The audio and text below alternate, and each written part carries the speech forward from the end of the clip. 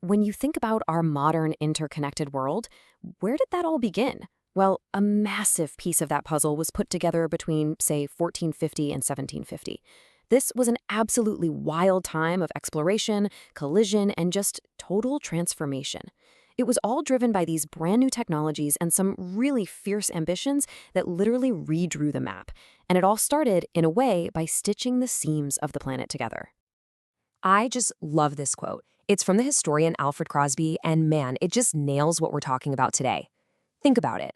For most of human history, the world was kind of like a patchwork quilt, right? You had all these isolated regions, not really interacting much. But in the period we're diving into, it's like someone took a giant needle and thread and just started stitching all those patches together, creating one single global tapestry. It's a perfect metaphor. Okay, so that brings us to the big question, right? Why then? Why did this massive explosion of long-range ocean travel happen right at this specific moment in history? Well, it turns out it was a bit of a perfect storm. You had to have both the right tools for the job and, just as importantly, the right reasons to actually go out and use them. What's so fascinating when you look at the Explorer's toolkit is that it wasn't really a European toolkit at all. It was global. The magnetic compass, that came from China. The astrolabe, which is this incredible device for figuring out your latitude, that was perfected by Muslim navigators. And the lateen sail, that triangular sail that lets you sail against the wind, a total game changer, that came from Arab sailors. So what the Portuguese did, very cleverly, was combine all these innovations into one package, a new, tough little ship called the Caravel. This thing could finally handle the crazy storms of the open ocean. Okay, so having the tech is one thing, but let's be real. Risking your life on a terrifying, unknown ocean voyage? That's a whole different ballgame. You need a really powerful reason to do that, right? A major push factor. And believe me, in Europe at this time, the pressure was absolutely building to a breaking point. And one of the biggest social pressures, it's a thing called primogeniture laws. It's pretty simple, actually. If you were, say, a wealthy nobleman, your firstborn son got everything: the land, the title, the money, the whole shebang. So what about the second, third, or even fourth sons? Well, these guys were ambitious, they were educated, they had connections, but they had no land and not a lot of options at home. So for them, the idea of a dangerous voyage to a new land to find their own fortune and glory, that didn't sound scary. It sounded like the best opportunity they'd ever get. So, let's put the pieces together. You've got the tools, and now you've got this whole generation of ambitious, landless guys ready to use them. This was the spark that lit the fire. It created the perfect conditions for European kingdoms to jump in and turn exploration into this massive, state-sponsored, high-stakes global race. This wasn't just about adventure anymore. Oh no, this was about national power, prestige, and of course, a whole lot of wealth. And the economic theory driving all of this? It was called mercantilism. The idea was actually pretty simple, if a little brutal. People believed there was a fixed amount of wealth in the world, basically gold and silver, like a pie. So if you wanted to get richer, you couldn't just bake a bigger pie. You had to take a bigger slice from your rivals. And what was the best way to do that? Colonies. They were the jackpot. They had the gold, the silver, the raw materials, everything you needed to make sure you were selling way more than you were buying. It literally turned exploration into an economic war.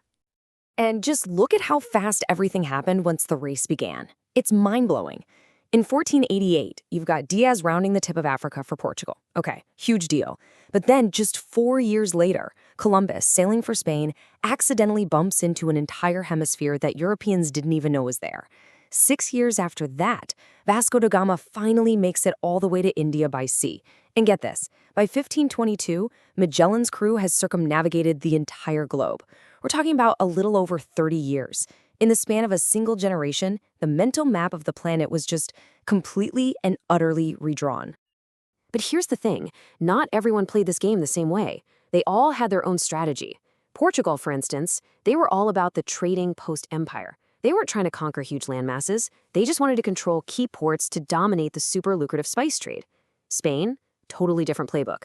They went for massive colonization, religious conversion, and digging up mountains of silver in the Americas. Then you've got the French up in North America, building relationships with indigenous peoples to get a monopoly on the fur trade. And the English? They were focused on settlement and planting cash crops like tobacco and sugar. See? 4 major players, 4 very different strategies for this global competition. So this frantic global scramble, it was all building up to the main event. The centerpiece of this entire era, the moment when these two halves of the world, the Eastern and Western hemispheres, which had been almost completely isolated for all of human history, finally collided. And I want to be clear, this wasn't just a friendly meeting. This was a biological and cultural explosion with consequences that we are still dealing with today. Historians have a name for this, the Columbian Exchange. And it's just fascinating. So from the so-called Old World, Europe, Africa, Asia, to the New World, you get these transformative things like horses. Horses completely revolutionized life for the Plains Indians. You get staple crops like wheat and rice. But you also get diseases, horrific, devastating diseases like smallpox and measles. Now, going the other direction, from the Americas back to the rest of the world, you get foods that completely changed everything.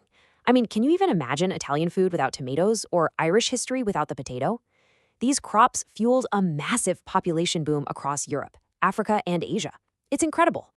But we have to talk about the flip side of that coin. The single most catastrophic part of this exchange was, without a doubt, disease.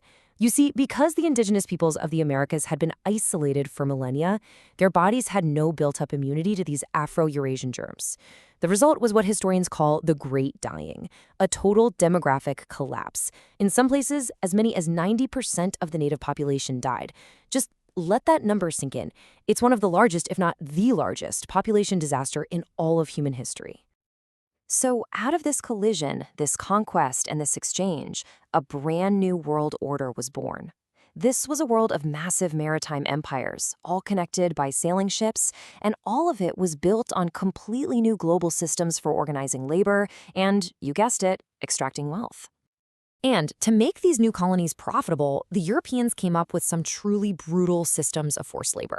The Spanish, for instance, had the encomienda system, and they even co-opted the old Incan Mita system to force indigenous people to work in the deadly silver mines. The English, they used indentured servitude, which was basically a contract where poor Europeans would work for years just to pay for their passage over.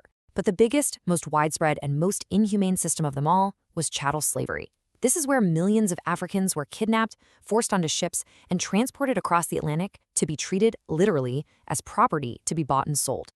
And in the Americas, this new mix of people, Europeans, indigenous peoples, Africans, it led to something the world had never really seen before, a completely new and incredibly rigid social hierarchy. For the first time in history on this scale, your entire status in society wasn't just about how much money you had, it was defined primarily by your race and where you happened to be born. In Spanish America, this was called the casta system, and it was a pyramid. Right at the very top, you had the peninsulares, people who were actually born in Spain or Portugal. A step below them were the criollos, or creoles. They were of pure European descent, but they were born in the Americas, which made them slightly less prestigious. Below them, you had the castas, a whole complex and detailed hierarchy of mixed-race people. And then, at the very bottom of the... But it's so important to remember this. These new systems of power, this new order, it did not go unchallenged. People almost never accept oppression without a fight. Wherever these brutal hierarchies were imposed, people fought back. They resisted. They wrote their own chapter of the story. And that resistance, it took so many different forms. I mean, in Africa, you had brilliant rulers like Queen Ana Zinga of Ndongo, who cleverly allied with the Dutch to fight off the Portuguese. In the Americas, you had the Pueblo Revolt of 1680. This was a massive, coordinated uprising that actually succeeded in kicking the Spanish completely out of New Mexico for more than a decade. And all across the Caribbean, you had communities of escaped slaves, known as Maroons, who formed their own free societies in the mountains and waged guerrilla wars to protect their freedom. So when you look back, there's just no doubt about it. This period forged the global world that we live in today. That sailmaker's needle that we talked about at the beginning, it absolutely did its job, stitching the continents together. But as we've seen, that stitching was often incredibly violent, it was deeply unequal, and so it leaves us with a really fundamental question to chew on. This new world was a story of connection for sure, but who really benefited from that connection? And maybe more importantly, what was the real human cost for those on the other side of that needle?